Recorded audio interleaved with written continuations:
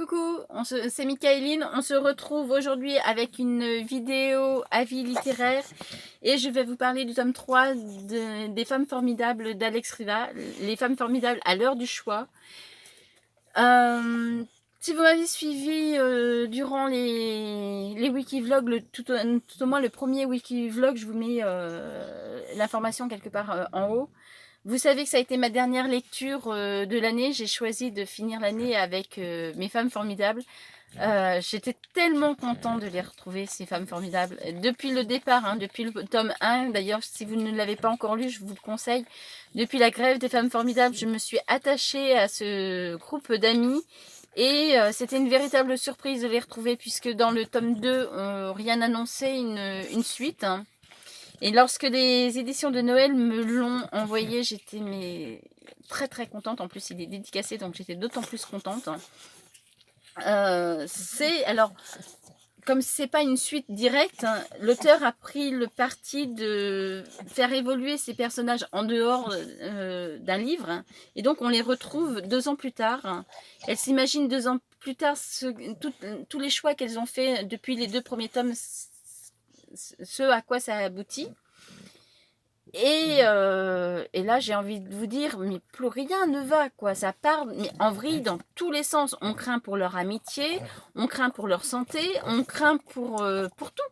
Si bien que quand on a une bonne nouvelle, on se dit, mais c'est pas possible, ça va mal finir. Même une bonne nouvelle, on se dit, c'est pas possible, ça va mal finir. Donc, c'est vraiment... Mon chien a une coccinelle sur lui. C'est vraiment le tome, je dirais, où tout s'enchaîne, où tout part à volo, mais surtout, nos femmes formidables se font rattraper par la vie. Dans le premier, elles en ont marre, elles s'exilent, elles font des choix, elles raisonnent. Dans le tome 2, elles poursuivent leurs choix et elles les mettent en pratique. Et là, elles se font rattraper, mais elles se prennent une claque monumentale en se faisant rattraper par la vie, tout simplement. Et nous, on est là, on lit, on tourne les pages parce qu'on se dit mais c'est pas possible. Elle peut pas finir comme ça. Leur amitié peut pas partir en éclats comme ça. Et donc du coup, on est accroché au livre. On se dit mais où on va où on va vous le savez peut-être pas si vous êtes nouveau sur la chaîne, si vous me suivez depuis un moment en dehors de la chaîne mais sur les blogs, vous savez que Emma, Chloé et Andrea sont mes préférées. Elles sont différentes mais quelque part elles représentent toute une partie de moi-même et je les aime beaucoup. Et j'ai craint pour l'amitié entre Emma et Chloé, j'ai craint pour la santé d'Andrea. D'ailleurs, je suis pas rassurée non plus encore sur Andrea, peut-être parce que je lis trop de Chatham et que du coup je fais des psychoses dans la tête et encore qu'avec les auteurs, faut se méfier, je crois. Mais voilà, donc c'est un livre qui est, je crois, le plus prenant des 3 volumes. Ça va crescendo hein, avec la série des femmes formidables. Je trouve que ça monte crescendo. Et donc l'heure du choix, c'est vraiment le titre parfait pour ça. Attendez, j'ai une notification, c'est bon. C'est vraiment le titre idéal. C'est vraiment l'heure des choix. Et croyez-moi, ils sont pas évidents. L'auteur ne les épargne pas, aucune. Alors Alice, oh mon Dieu Alice. Je crois que j'ai failli la claquer. Mais sérieux, j'ai failli la claquer, quoi. J'avais envie de la prendre contre un mur et de lui dire, mais oh, ouvre les yeux, quoi. Réagis. Fais quelque chose. J'ai toujours eu du mal avec ce personnage. Et ben là, ça s'empire, quoi. Il n'y a pas que moi, ses copines aussi. Donc, elle fait partie de ceux où on a l'impression l'amitié va se casser à cause d'elle. Pour ceux qui n'ont pas encore lu le tome 2, ça m'ennuie un peu de spoiler, mais dans le tome 2, c'est imbriqué une nouvelle femme formidable, Laurence, et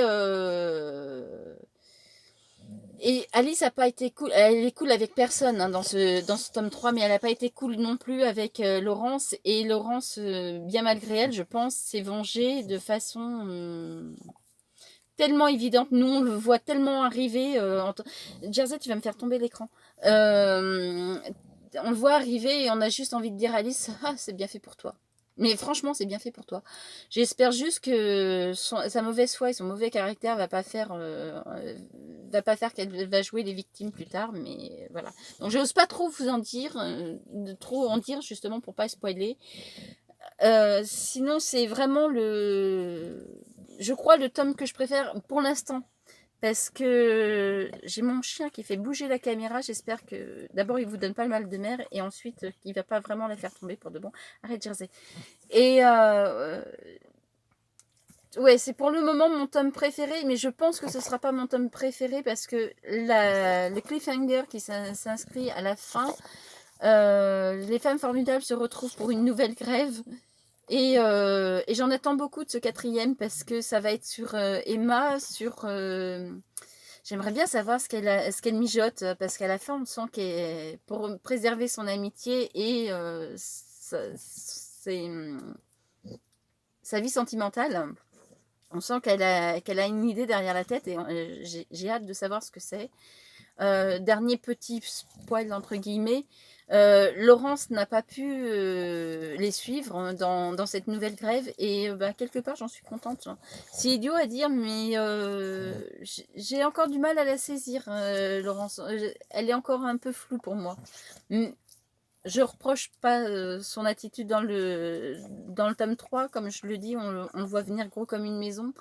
J'ai encore besoin de la cerner, elle est encore un peu floue pour moi. Sinon, que vous dire d'autre, à part que, comme d'habitude, la plume d'Alex Riva est agréable à suivre. On n'a aucun problème. Comme d'habitude, depuis le tome 2, elle ne ménage pas ses personnages, donc on a juste envie de savoir ce qui va se passer réellement. Et puis, ça n'a pas été un coup de cœur, même si cette série est une série que j'adore énormément. Mais ça a été pour moi le tome que j'ai préféré dans les 3. J'ai beaucoup aimé le premier tome parce qu'on prend connaissance de nos héroïnes et puis leur première réaction comme ça et tout, ça a été, voilà, c'était une très belle découverte. Le tome 2 a été une saveur par rapport au 1, mais alors celui-là c'est vraiment mon préféré, donc je regrette pas du tout. Et puis je crois que j'ai fait le tour, et puis sans quoi je vous renvoie à la chronique papier. Je suis plus douée je crois pour les chroniques papier que pour les chroniques vidéo. Je vous dis, comme d'habitude, si vous avez aimé cette vidéo, eh bien, n'oubliez pas de me mettre un petit pouce. Je vous dis à bientôt pour une nouvelle vidéo. N'hésitez pas à vous abonner à la chaîne, c'est gratuit et ça fait toujours plaisir. Et puis, on se retrouve dès lundi pour un wiki vlog. Bye bye.